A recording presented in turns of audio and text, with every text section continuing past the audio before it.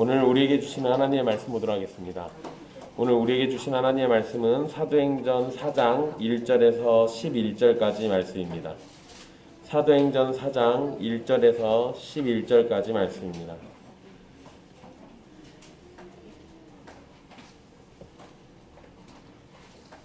사도행전 4장 1절에서 11절까지 말씀입니다. 우리 귀하신 하나님의 말씀 받들어서 읽도록 하겠습니다. 사도들이 백성에게 말할 때 제사장들과 성전 맡은 자와 사두개인들이 이르러 예수 안에 죽은 자의 부활이 있다고 백성을 가르치고 전함을 싫어하여 그들을 잡음에 날이 이미 저물었으므로 이튿날까지 가두었으나 말씀을 들은 사람 중에 믿는 자가 많으니 남자의 수가 약 5천이나 되었더라. 이튿날 관리들과 장로들과 서기관들이 예루살렘에 모였는데 대제사장 안나스와 가야바와 요한과 알렉산더와 및 대제사장의 문중이 다 참여하여 사도들을 가운데 세우고 묻되 너희가 무슨 권세와 누구의 이름으로 이 일을 행하였느냐. 이에 베드로가 성령이 충만하여 이르되 백성의 관리들과 장로들아 만일 병자에게 행한 착한 일에 대하여 이 사람이 어떻게 구원을 받았느냐고 오늘 우리에게 질문한다면 너희와 모든 이스라엘 백성들은 알라. 너희가 십자가에 못 박고 하나님이 죽은 자 가운데서 살리신 나사렛 예수 그리스도의 이름으로 이 사람이 건강하게 되어 너희 앞에 섰느니라. 이 예수는 너희 건축자들의 버린 돌로서 집 모퉁이의 머릿돌이 되었느니라. 아멘. 이 말씀은 살아계신 하나님의 말씀입니다.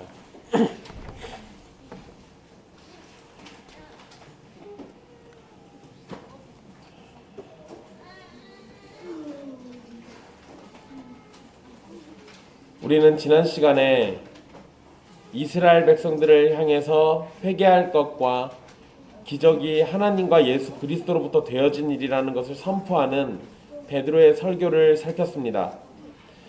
이렇게 베드로가 설교한 후에 믿고 회개한 사람의 수가 얼마가 된다는 기록으로 끝났다면 은혜롭게 지나갔겠지만 예수님께서 제자들에게 경고하셨던 핍박이 시작되는 모습이 함께 기록되어 있습니다.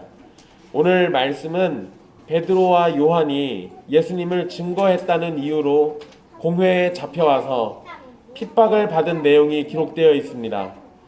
비록 예수님 때문에 핍박을 받게 되었지만 사도들은 그러한 중에도 더욱 힘있게 예수님이 그리스도이심을 증거했습니다. 사도들이 유대인의 관리들 앞에서 어떻게 복음을 증거했는지를 한 구절씩 꼼꼼히 살펴보도록 하겠습니다. 1절에서 이제 벌어지는 상황에 대해서 언급을 하면서 시작을 하는데요. 사도들은 백성들에게 말하고 있었고 그러한 중에 제사장과 성전 맡은 자 그리고 사두개인이 그 자리에 가게 됩니다. 제사장이나 성전 맡은 자가 함께 나타난 것을 보면 이들이 온 것은 공적인 성격을 띈다고 볼 수 있습니다. 그런데 이들은 구원에 관한 설교를 듣고 있던 유대인들과는 달리 멀리 있다가 갑자기 나타났습니다.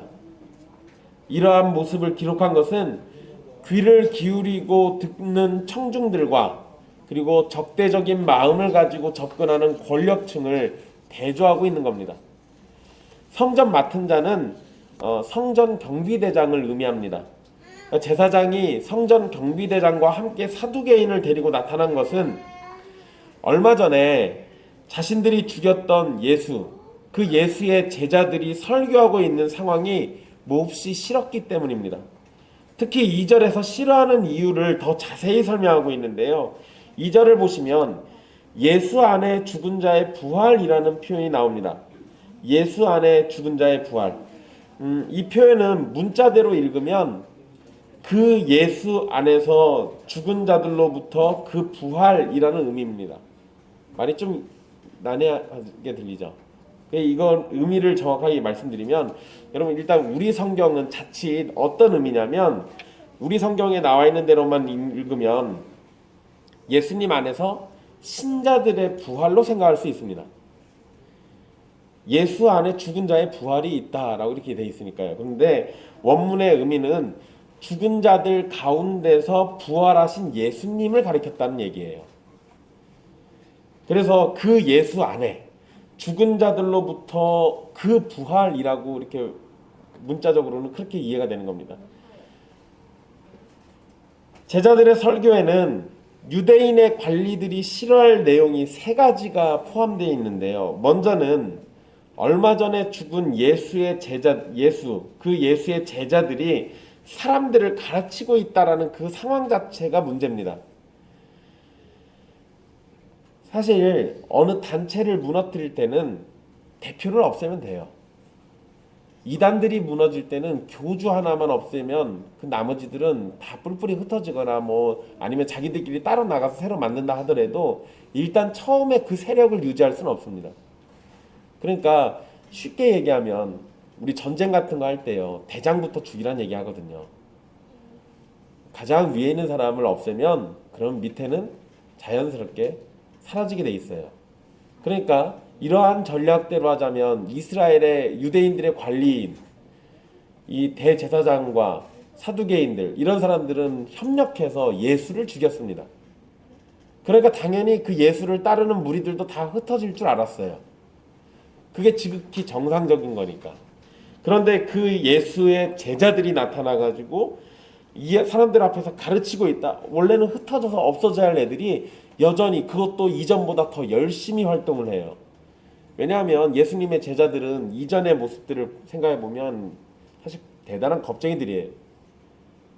그러니까 이렇게 나서서 할 사람들이 아닌데 이 사람들이 아예 대놓고 성전에 나와가지고 하고 있잖아요.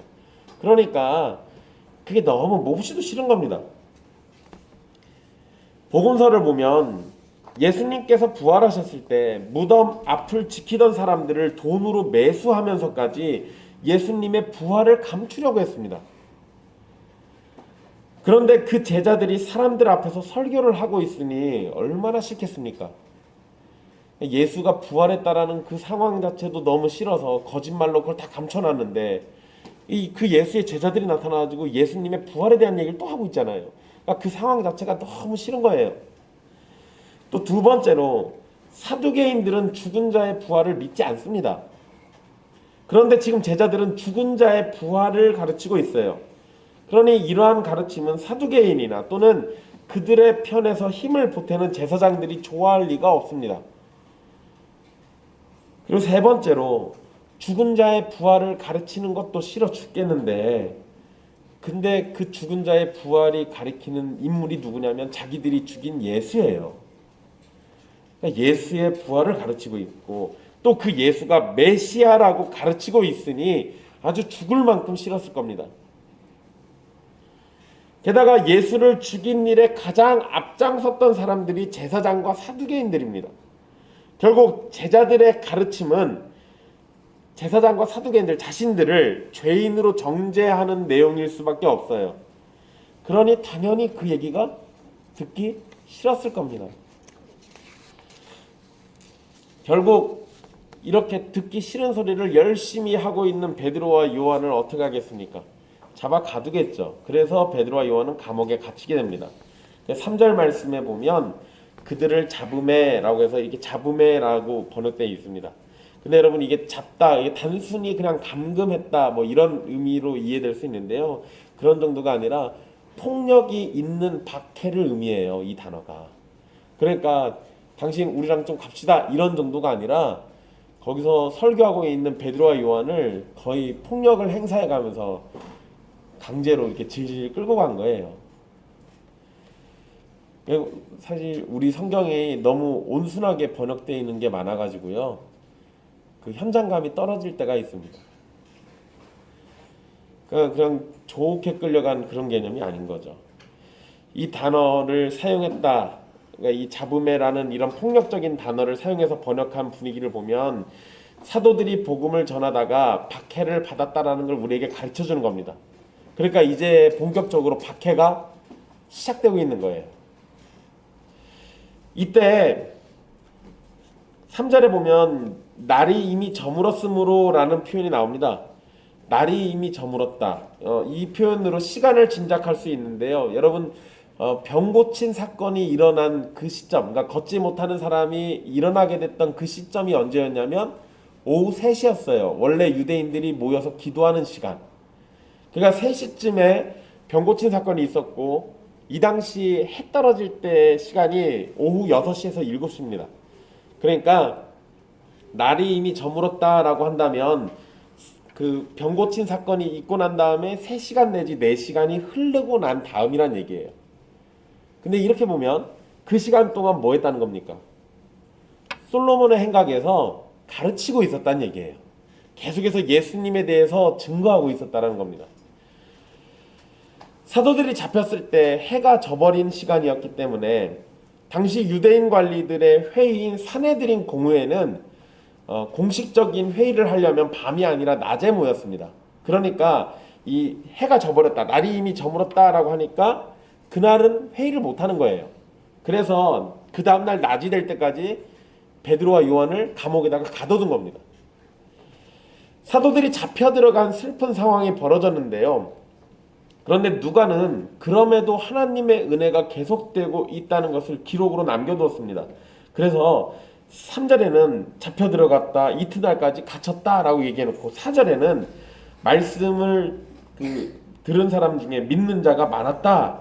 그리고 남자의 수가 5천이 되었다라고 기록하고 있습니다. 그러니까 4절 말씀에 복음의 말씀을 들은 사람들 중에 믿는 자가 많았다라는 기록, 그리고 남자의 수가 5천이나 된다는 기록 자체는 핍박을 받는 상황에서도 하나님의 구원의 역사와 은혜는 계속되고 있다는 것을 드러내고 있는 거죠. 이날 믿은 사람 중에서 남자만 5천 명이었는지 아니면 지금까지 믿은 남자의 수가 5천이었는지는 사실 정확하지는 않습니다. 이전에 이 성령 강림 사건이 벌어졌을 때 3천 명이 세례를 받았던 사건이 있잖아요. 근데 이제 5천 명이라고 합니다. 그러니까 숫자가 늘어났어요. 그러니까 그때 3천 명, 이번에 5천 명 따로 해서 도합 8천인지 아니면 그때 3천에다가 2천이 더 더해져서 5천인지는 사실 정확하지가 않아요. 표현 자체가 그렇습니다. 그런데 확실한 거는 일단 사람의 수가 늘어났다는 거예요. 믿는 사람의 수가 증가하고 있다는 것을 확실히 알 수 있습니다. 이것은 유대인 지도자들이 반대하고 사도들을 잡아가도 성령께서 인도하시는 교회가 자라나는 것을 막을 수 없다는 것을 보여주는 사건입니다. 핍박이 아무리 거세도 하나님의 택함받은 백성들은 날로 왕성해진다는 거예요. 여러분 지금 우리 뉴스에 연일 계속 교회 얘기 나오죠. BTJ 열방센터 얘기, 그 인터콥이라는 선교단체입니다. 원래 약간 보수적이고요, 극우 성향을 띠고 있어요. 그리고 극단적인 세대주의 신학을 가지고 있고요. 그러니까 거기서 뭐 이상한 소리가 나오는 게 이상하진 않습니다. 근데 여러분 지금 벌어지고 있는 상황들을 놓고 보면 교회에서 방역을 잘 못해가지고 벌어진 일들이 많아요. 근데 그러니까 이제 대면 예배가 금지되고 막 이런 상황들이 자꾸 벌어지니까 그걸 핍박이다라고 하면서 저항하잖아요. 여러분 사도행전의 기록만 놓고 보면 핍박이 있든지 없든지 교회는 무너지지 않는다예요. 오히려 만약에 우리가 복음 때문에 지금 핍박받고 있는 상황이라면 즐거워해야 하는 게 맞습니다. 자꾸만 사람들이 공산주의 때문에 기독교가 무너진다 이런 얘기하는데, 공산주의가 기독교를 무너뜨릴 정도면 그러면 하나님이 공산주의한테 진단 얘기예요.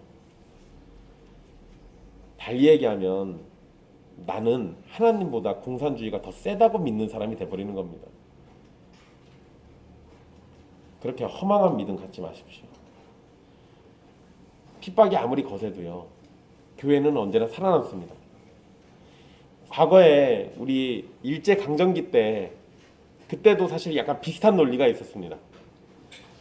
핍박이 거세지고 신사참배를 안 하면 목사들을 잡아가고 교회를 폐쇄하고 이랬습니다. 그때 신사참배했던 교회들이 무슨 소리를 냈냐면 우리가 다 폐쇄당하면 복음은 누가 전하냐는 거였어요. 우리 교회 문 다 닫으면 누가 하나님께 예배드리냐는 거였습니다. 괜찮아요. 교회 문 다 닫아도 괜찮습니다. 목사가 싸그리 다 죽어도 괜찮아요. 염려하지 마십시오. 하나님의 택함받은 백성들을 하나님이 포기하지 않는 이상 어느 누구도 우리를 이 땅에서 완전히 멸할 수가 없습니다. 그리고 우리에게 받는 핍박이 거세지면 거세질수록 역사적으로 그래왔습니다. 교회는 더 강해져요. 그게 교회의 모습이에요. 그러니까 오히려 우리 시대에 사실 코로나 이전에 교회는 별로 핍박을 안 받았습니다. 우리한테 절망스러운 상황인 거예요. 오히려 우리는 복음 때문에 더 핍박받고 괴로움 당하고 미움받고 손가락질 당하고 그러면서 오히려 더 세상이 아닌 하나님께 더 집중하는 강한 신자의 모습으로 자랐어야 했어요. 어쩌면 지금이 위기지만 반대로는 기회일 수도 있는 겁니다.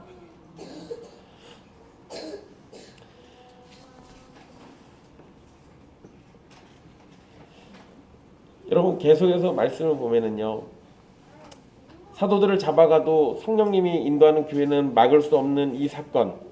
그런데 또한 이후 말씀에서 더 확실하게 드러나는 건요, 성전에서 사도들의 설교를 듣던 사람들은 회개하고 구원을 얻게 돼 있는데 관리들은 똑같은 복음의 말씀을 들었으면서 그들은 어떻게 하냐면 그 말씀이 전파되지 않을 것인가를 고민하게 됩니다. 참 재미난 상황이에요. 복음을 똑같이 들어도, 말씀을 똑같이 들어도 어느 누군가는 회개의 영으로 나아가고요, 어느 누군가는 대적자의 자리에 서요. 그러한 모습은 확실히 이 대중들과 유대인 관리들, 사내들인 공회라고 하는 이 사람들과 차이가 있다라는 것을 보여주게 됩니다. 5절에서 갇힌 지 하루가 지나고 다음 날 관리들과 장로들과 서기관들이 예루살렘에 모이게 됩니다. 이 세 집단, 관리들, 장로들, 서기관, 이 세 집단은요, 예수님께서 성전에서 가르치실 때 예수님을 대항하던 사람들이었습니다. 관리들이라고 돼 있는 이 6절에서 관리들은 이 관리들이라고 5절에 이렇게 돼 있는 사람들은 6절에 나와 있는 대제사장 집안 사람들을 얘기해요.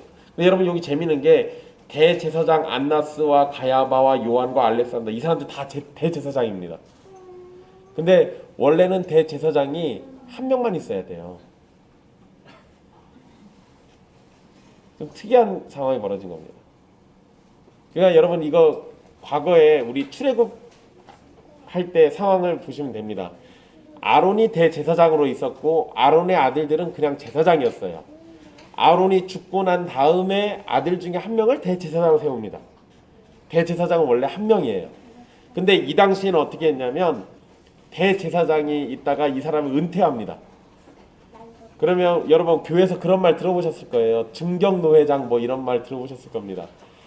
그 목사님들이 무슨 노회장 하고 나면 이제 전 노회장을 증경이란 옛날식 표현이에요. 지금 쓰지도 않는 말입니다. 근데 그런 표현 써서 이 노회장이라는 타이틀을 계속 줘요. 여기 대제사장들이 다 그런 사람들입니다. 이전에 대제사장 했던 사람인데 나도 하고 너도 하고 얘도 하고 이렇게 해서 대제사장이 여러 명 있는 거예요. 어쨌든 회의를 할 때는 다 같이 모여가지고 결정을 합니다. 여러분 사실 상황 자체가 이것만 놓고 보더라도요, 이 사람들이 하나님의 말씀에 충실한 관리들은 아니라는 것을 우리에게 알려주는 거예요. 또 이 대제사장들은요, 예루살렘에서 가장 강한 힘을 가진 무리들이었고 성전이 공격을 받게 되면 가장 큰 피해를 입을 사람들이기도 합니다. 그래서 예수님 당시에도 그렇게 예수님을 공격했었던 사람들이에요. 이게 여러분 상황을 조금 더 설명해 드려야 하는데요. 저번에 제가 사진 하나 올려드린 거 있습니다. 황병희 성도님이 주성이를 무릎에 앉히고 이렇게 예수 영화 이렇게 보여주는 거 사진 한번 올려드린 적 있잖아요. 그 예수 영화에 보면 예수님이 성전에 들어가서 성전의 장사치들을 다 내쫓는 장면이 나옵니다. 성경에 나와 있는 얘기죠. 그렇죠? 근데 여러분 그 성경에 나와 있는 그 내용이 그 뒷배경이 있는데요. 거기에 예수님이 갑자기 장사치들을 쫓아낸 이유가 있습니다. 그 장사치들은 대부분 다 대제사장에게 자릿세를 내고 들어와서 장사하는 사람들이에요. 사실 여러분 성전 주변에 먼 지역에서 예루살렘 성전으로 제사를 지내러 온 사람이 저 위쪽 무슨 단이나 막 이런 데서부터 부엘세바나 막 이런 데서부터 이렇게 막 내려오려면 짐승 데리고 어떻게 옵니까? 오다가 애들이 병들면은 제물로 못 바치잖아요. 그래서 어떻게 했냐면 그냥 돈 들고 와가지고 예루살렘에서 이 흠없고 점없는 티 없는 그런 제물들 사가지고 이렇게 바치기도 했습니다. 그러니까 그거를 용인했었어요. 왜냐면 상황이 그러니까. 근데 대제사장이 그걸 어떻게 했냐면 예수님 당시에요. 그때쯤 해가지고 제사장들이 저게 돈이 되니까 제사장이 허락한 사람들만 물건을 팔게 했어요. 그리고 제사장이 허락하지 않은 짐승을 사갖고 오면 제사에 참여를 안 시켜줬습니다. 그러니까 예루살렘 성전에서 제물을 바쳐서 제사를 드리고 싶으면 성전 안에 있는 그 상가 거기에서 물건을 사야 돼요. 짐승들을 살 때 거기서 사야 돼요. 그럼 어떤 일정한 표식을 했든지 그랬을 겁니다. 그러니까 결국 거기에서 매매가 벌어지고 물건을 사고 팔고 짐승들을 사고 팔면 그걸 돈을 누가 번다는 거예요? 대제사장이 벌어요. 근데 대제사장은 원래 뭘로 먹고 삽니까? 성도들이 신자들이 유대인 백성들이 11조를 내면 거기에서 생활비를 먹고 살아요. 그 돈에다가 성전에서 장사할 때 받는 자릿세에다가 또 한 가지 더 해드리자면 제사장들이 물건을 직접 떼주기도 했습니다. 니네 비둘기 팔 때 이거 내가 주는 거 이거 팔아야 돼. 딴 거 안 돼. 양 팔 때 내가 주는 거 이거 팔아. 니네 다른 데서 물건 떼다가 팔면 니네 이거 장사 못해. 이런 식이에요. 그러니까 대제사장 하면 집이 바뀌고 차가 바뀌고 이런 상황인 거예요. 그러니까 예수님이 거기서 장사하는 사람들이 뭐 얼마나 대단한 부자들이 그랬겠습니까? 근데 거기에서 막 채찍을 휘두르시면서 화를 내신 이유가 뭐냐면 대제사장을 중심으로 거기 있는 사람들이 다 같이 하나님의 성전을 강도의 소굴로 만들어 놓은 거예요. 그래서 예수님이 성전을 다 뒤엎어 놔버린 겁니다. 그러니까 예수님 때문에 성전이 공격받을 때 제일 많이 피해본 게 누구겠습니까? 대제사장이에요. 이가 갈리죠. 근데 그런 상황에서 이 머리인 예수를 죽였는데 제자들이 또 나타나가지고 성전에 대한 얘기를 하면서 예수님에 대한 얘기를 또 해요. 이러면 성전이 또 공격받겠죠. 그럼 또 피해본 사람이 누굽니까? 또 대제사장이에요. 그러니까 대제사장은 이 상황이 너무나도 싫은 겁니다. 안타까운 일이죠. 장로들은 여기에 언급되어 있는 장로들 그들은 마가복음 15장 43절에 보면 여러분 아리마대 요셉이라는 사람이 등장합니다. 아리마대 요셉이 누군지 알고 계십니까? 예수님 죽었을 때 십자가에서 달려 돌아가셨을 때 그때 예수님의 시신을 수습해가지고 무덤에 묻어준 사람이에요. 아리마대 요셉. 근데 여러분 아리마대 요셉을 장로라고 표현합니다. 그러니까 아리마대 요셉 같은 사람들로요 유대인들 사이에서 존경을 받거나 뛰어난 인물들 그런 사람들을 이 장로라는 명칭으로 불러줬습니다. 서기관들은 율법의 전문가들입니다. 이 서기관들 안에는 몇몇은 바리새인들이고 몇몇은 사두개인들이에요. 그러니까 여기 지금 5절에 언급된 관리들, 장로들, 서기관들이라고 한다면 유대인들에게는 엘리트 집단들이에요. 이 세 집단이 모이는 곳은 이스라엘 전체 중에서 예루살렘밖에 없습니다. 다른 데에서는 모이지 않아요. 예루살렘이 중요한 의미가 있죠. 거기에는 성전이 있기 때문에. 그러니까 하나님의 말씀이 거기 있다라고 여기고 거기에서 하나님의 뜻을 따라서 자기들이 회의한다라는 상징성이 있는 겁니다. 그런데 여러분 이 세 집단이 모이는 곳은 예루살렘밖에 없는데 재미나게도 5절에 이튿날 관리들과 장로들과 서기관들이 예루살렘에 모였는데 라는 표현을 넣었어요. 유대인들은 어차피 다 압니다. 이 세 집단이 함께 모이는 곳은 예루살렘밖에 없는 거예요. 근데 여기다 굳이 또 예루살렘에 모였다라는 말을 넣어놨습니다. 이거는요 지금 벌어진 사건이 어디를 중심으로 벌어졌다는 겁니까? 예루살렘을 중심으로 벌어졌다는 얘기예요. 그리고 그 사건의 중심에는 뭐가 있는 겁니까? 지금 왜 베드로와 요한을 붙잡아 왔죠? 복음 때문에 그래요. 예수님을 증거한 일 때문에 그렇습니다. 근데 여러분, 예수님을 증거하는 일, 예루살렘 이렇게 하면 뭐 연결되는 거 없습니까? 우리는 예수님의 제자들이 성령을 받으면 예수님의 증인이 되는데 어디에서부터 시작한다고 그랬어요? 예루살렘에서부터 시작해서 그 증인의 일을 점차 세계 곳곳으로 다 퍼져나간다고 얘기하셨어요. 그러니까 여기서 예루살렘을 언급하고 있고 복음을 얘기하는데 핍박과 함께 이 일들이 벌어지죠. 이거를 누가가 의도적으로 지금 사용한 겁니다. 예수님이 말씀하셨던 게 지금 실현되고 있는 거야 라는 걸 우리에게 보여주는 거예요. 유대인들에게 매우 중요한 직책인 대제사장이 여기 계속 언급되는데요. 대제사장은 유대인들의 영적인 지도자로서 하나님께 봉사하고 하나님의 말씀으로 백성들을 지도할 책임이 있습니다. 하지만 신약 성경에 기록되어 있는 대제사장들은 자신들의 권력과 돈을 버는 일에만 정신이 팔려 있는 자들입니다. 그러한 사람들이 예수님을 죽이는 데 앞장섰었고 지금은 사도들을 핍박하는 데 중심 인물로 등장한 겁니다.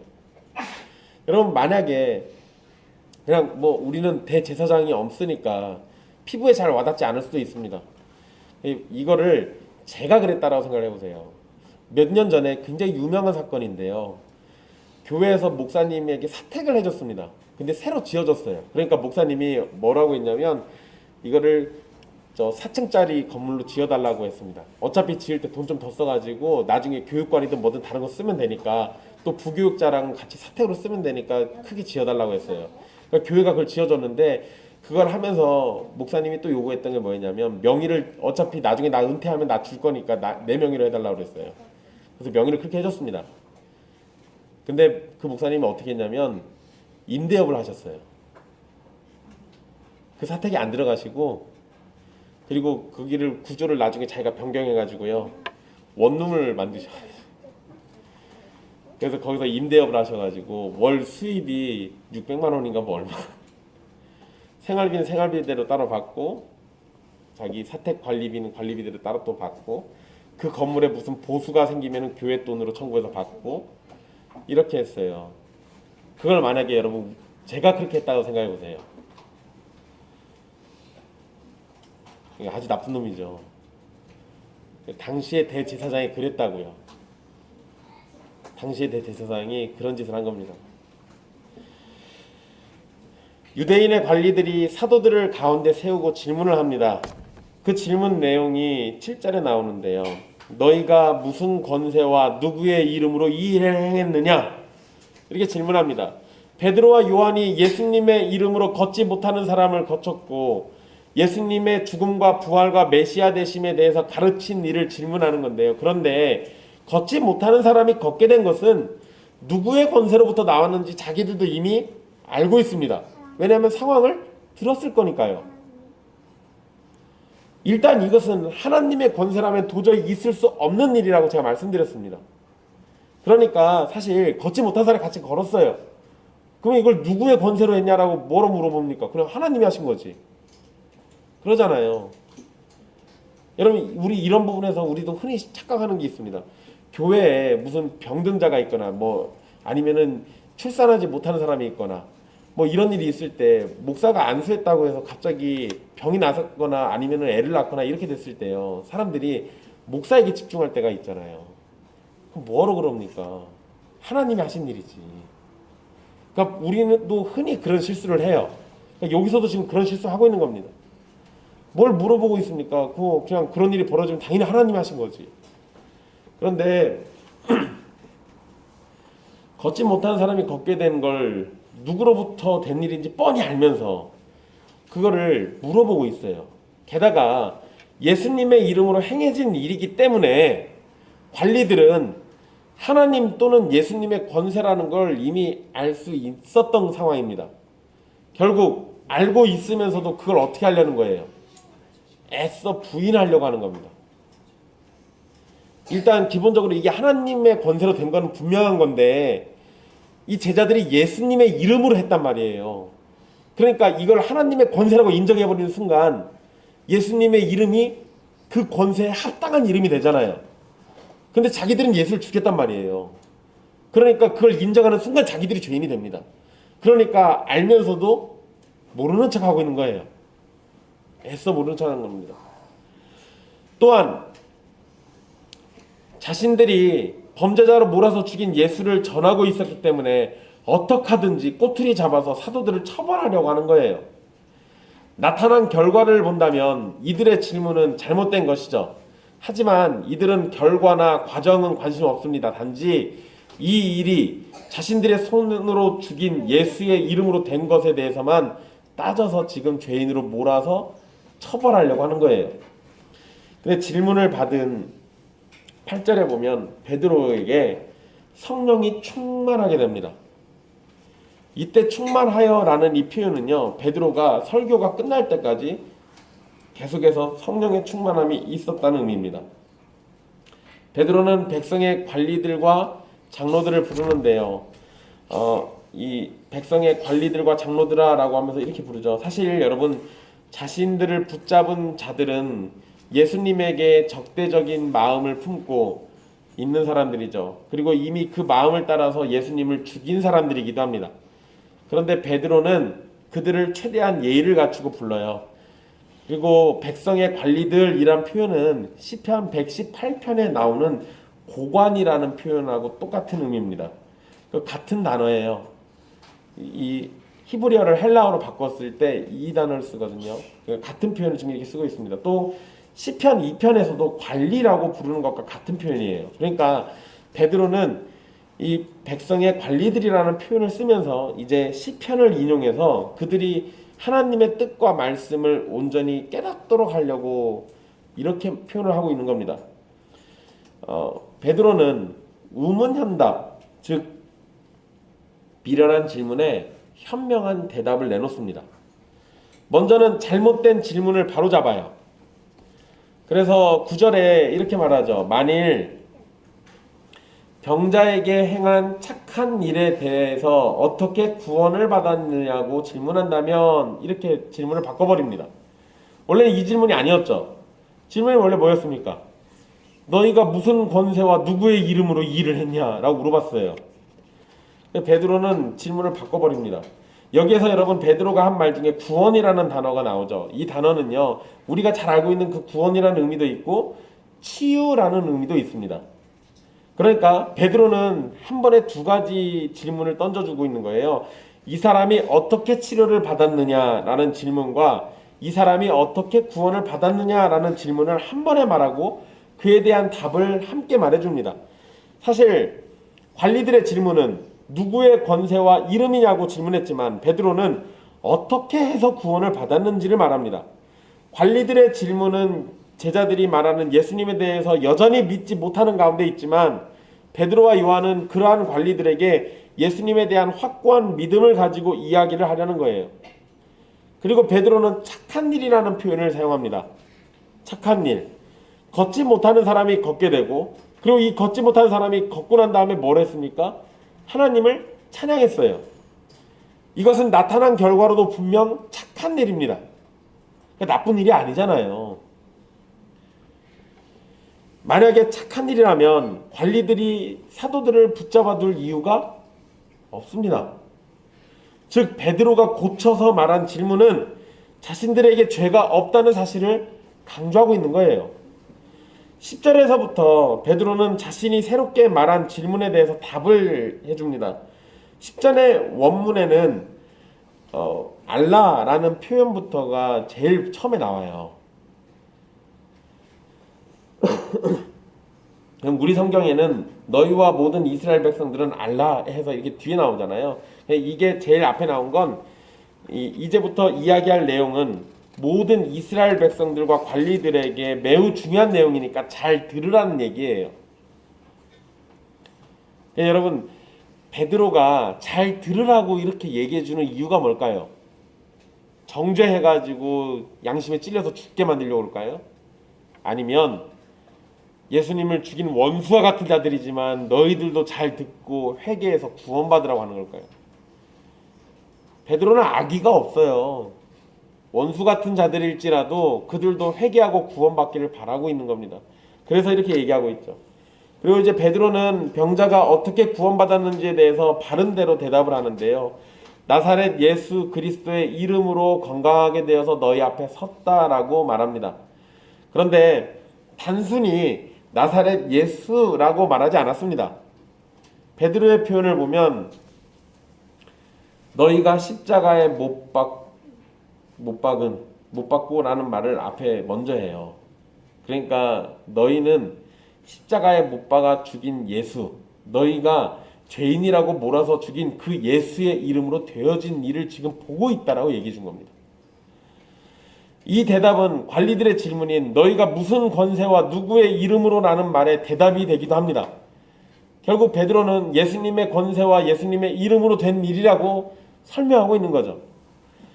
관리들은 예수님을 죽였는데 하나님께서는 죽은 자 가운데서 살리셨다라고 베드로는 말합니다. 즉 관리들은 하나님의 뜻과는 반대로 행동했다는 거예요. 하나님은 살리시는 데 목적이 있지만 관리들은 죽이는 데 목적이 있었어요. 그리고 예수님의 이름에 그리스도라는 말을 덧붙입니다. 그리스도라는 말은 메시아라는 의미죠. 구원자라는 뜻입니다. 그러니까 단순히 나사렛 사람인 예수가 아니라 메시아이신 나사렛 예수의 이름으로 고침을 받았다라고 설명하고 있는 거예요. 이렇게 말함으로써 베드로는 관리들이 죽인 예수님이 그토록 유대인들이 기다리던 메시아라는 사실을 선포하고 있는 겁니다. 이제 베드로의 선포는 오히려 관리들을 책망하는 겁니다. 붙잡혀서 신문을 당하고 괴로움을 겪어야 할 존재들은 자신들이 아니라 자신들을 억압하고 있는 관리들이라는 거예요. 하나님의 뜻을 따라서 예수님이 그리스도이심을 증거하고 있는 사도들은 죄가 없고 그러한 사도들을 죄인 취급하는 관리들은 이미 예수님을 거절하고 죽인 확실한 죄가 있는 겁니다. 그래서 베드로는 이렇게 말한 후에 11절에 시편 118편 22절 말씀을 인용합니다. 이 시편에서 돌이 등장해요. 이 인용 구절에서 돌이 나옵니다. 돌은 이 시편 118편 22절에서의 돌은 전통적으로는 다윗이라고 이해를 했습니다. 즉 이 시편은 다윗이라고 이해한 이 유대인들의 개념이 뭐냐면 결국 이건 다윗인데 다윗의 자손으로 오실 그분 메시아를 또 상징하기도 해요. 그러니까 118편 22절을 인용할 때는 결국 메시아에 대한 얘기를 설명해주고 있는 겁니다.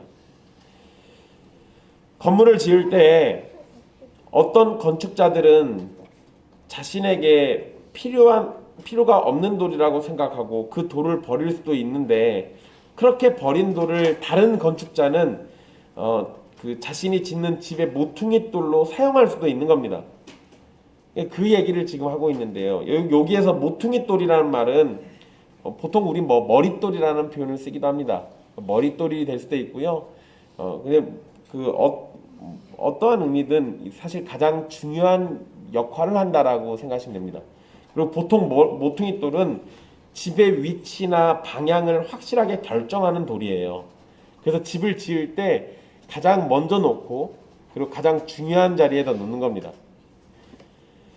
베드로는 시편에서 단순히 건축자들이라고 되어 있는 말씀에다가요 너희라는 말씀을 추가해서 너희 관원들이 바로 시편 118편에서 언급된 건축자들이다라는 걸 강조합니다. 그리고 너희 건축자들은 모퉁이 돌로 사용될 중요한 돌을 내다버리는 미련한 자들이라는 걸 또 강조해요. 유대인들을 대표하는 관리들은 이미 자신들만의 건축물이 있었습니다. 이게 무슨 소리냐면 자신들이 생각하는 이스라엘 나라가 있고 자신들이 생각하고 있는 구원과 나라의 상태가 이미 있다라는 거예요. 여러분 이거는 복음서를 생각하시면 쉽습니다. 예수님이 나타나서 이적을 행하고 말씀을 증거하고 막 이럴 때요. 이 제사장과 이 권력층들이 예수님에 대한 얘기를 들어요. 그러나 나중에 메시아라는 것 얘기까지 듣습니다. 그리고 본인들도 그런 식으로 추측을 하기도 해요. 그런데 그러면 여러분 예수님이 메시아 같으면 어떻게 해야 돼요? 우리가 기다리던 분이니까 환영하고 마주하러 가야 할 거 아니에요. 근데 제사장들이 무슨 짓을 하냐면 저분이 진짜 메시아면 자신들의 권력을 다 가져갈 거거든요. 그러니까 예수님을 반대하기 시작합니다. 이게 보여주는 게 바로 그거예요. 딱 정말로 118편 말씀을 그대로 갖다 인용하고 자기들에게 적용하고 있는 겁니다. 자신들은 이미 자신들 세계가 있어요. 자신들이 원하는 나라가 있고 그러한 나라를 이미 만들어 놓은 겁니다. 근데 거기에 예수라는 위대한 인물이 나타나가지고 자기들이 만든 나라를 싸그리 다 없애려고 하는 거예요. 그러니까 그게 너무 싫은 거죠.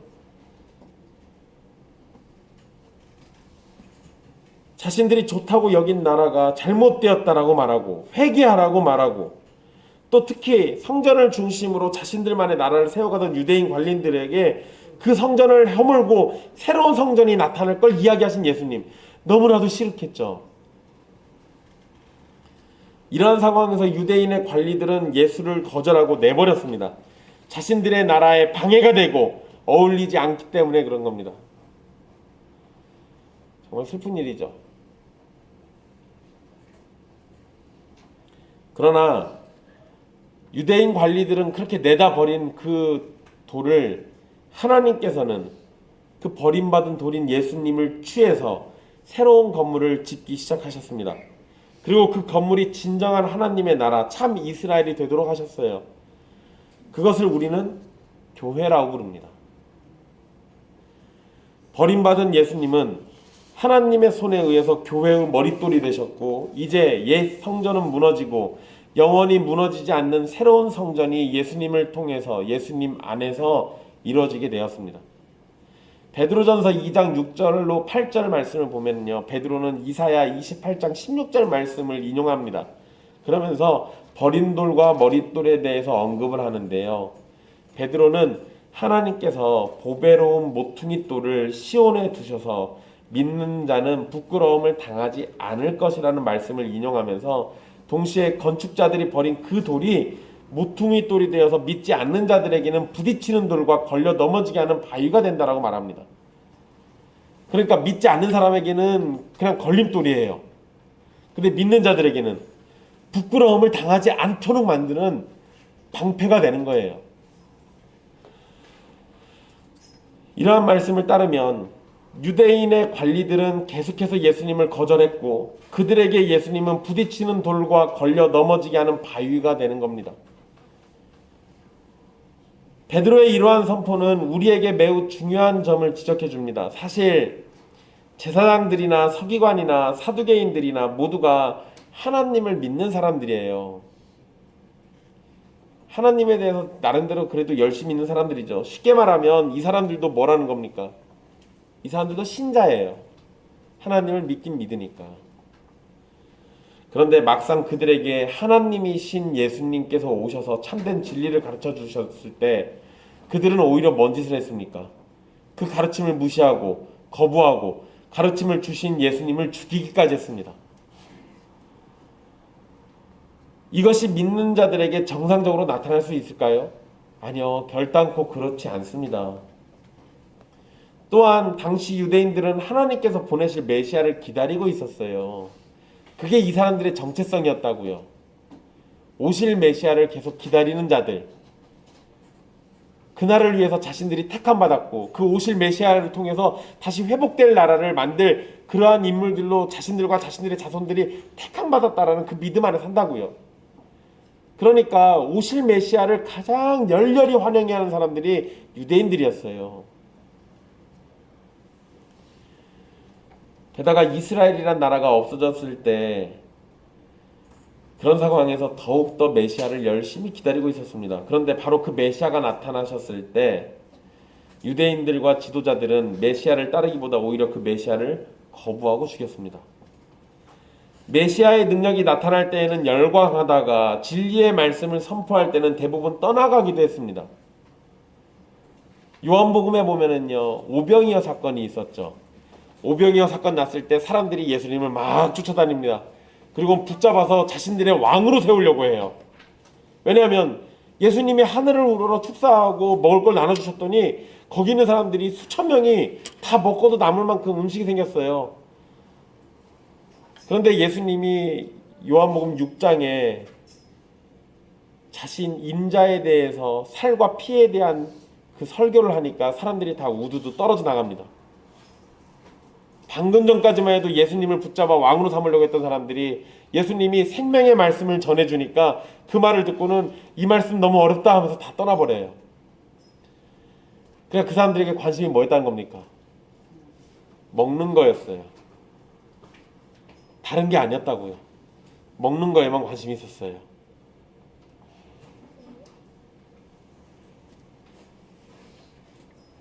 자신들이 생각하고 있는 나라를 세우고 자신들이 원하는 건물을 지으려고 할 때 처음에는 예수님에게 열광했지만 예수님이 정작 자신들에게 쓸모가 없다고 여겨졌을 때는 가차없이 버리고 떠났습니다.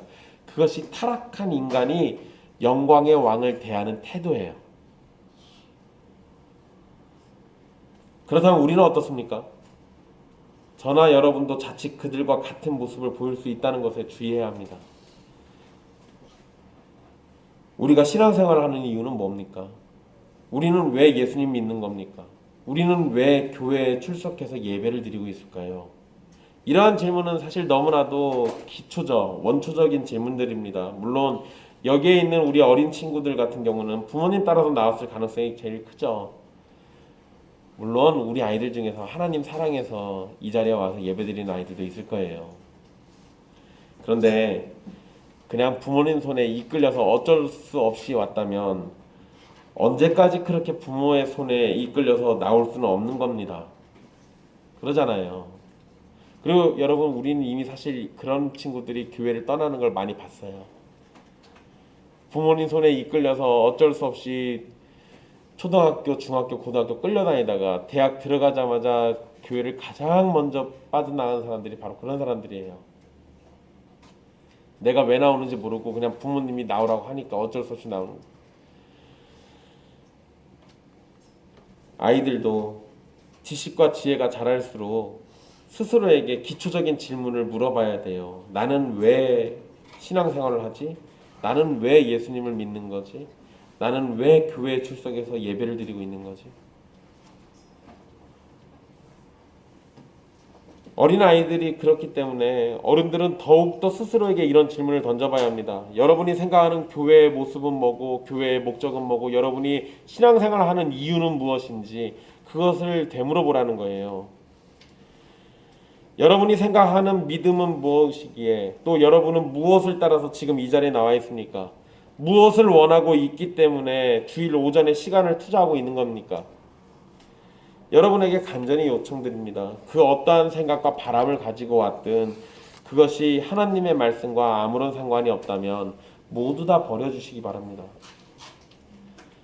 여러분들마다 다 개인적인 생각이 있고 바람이 있고 그러면서 예배에 참여할 수 있어요. 그런 사람들 부교육자일 때 너무 많이 봤습니다. 자식들 잘 되게 하려고 교회 나오시는 나이 많으신 권사님들, 자식들 소중히 아끼는 마음은 이해가 돼요. 근데 하나님이 그저 복 주시는 분일 것 같으면 왜 십자가에 달렸는지 생각해 봐야 할 거 아니에요. 하나님이 그냥 마냥 복 주실 것 같으면 뭐하러 자기 아들은 이 땅에 보내셔서 죽이셨을까요? 아니, 그걸 생각해 봐야 할 거 아니에요. 근데 그런 건 관심이 없어요. 그냥 내 자식 잘 되기만 하면 돼요. 여러분, 그것도 자기만의 세상 만들고 있는 거 아닙니까? 예수님이라는 모퉁이 돌이 필요가 없어요. 그냥 내 자식만 잘 되면 돼요. 자기 스스로가 건축자가 되는 거라고요. 여러분 스스로 건물을 짓지 말라는 겁니다. 여러분은 온전한 건축자가 될 수가 없습니다.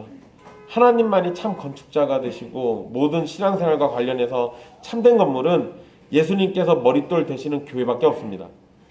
만약 여러분이 스스로의 건물을 짓고 스스로 생각하는 교회를 바라고 있다면 그것으로 인해서 예수님이라는 모퉁이 돌은 버려지고 아무런 능력도 권세도 없는 거짓된 건물만 지을 뿐입니다. 그런 건물은 주인이 누가 되겠습니까? 바로 여러분 스스로가 되겠죠.